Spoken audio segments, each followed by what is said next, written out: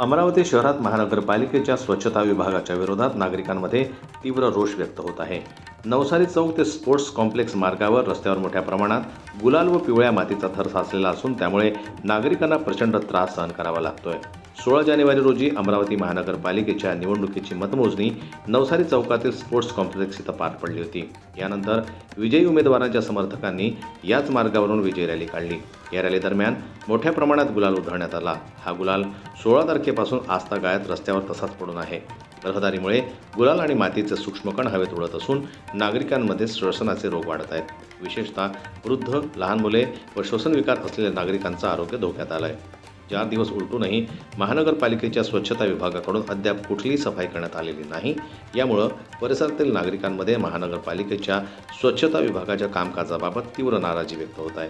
प्रशासनानं तत्काळ दखल घेऊन रस्त्याची साफसफाई करावी अशी मागणी आता नागरिकांकडून होत आहे. जनमत लाईव्ह न्यूज करता अमरावतीहून गजानन जिरापूर यांची रिपोर्ट. मराठी बातम्यांसाठी जनमत लाईव्हला लाईक करा, सबस्क्राईब करा आणि बेल आयकॉनला दाबायला विसरू नका.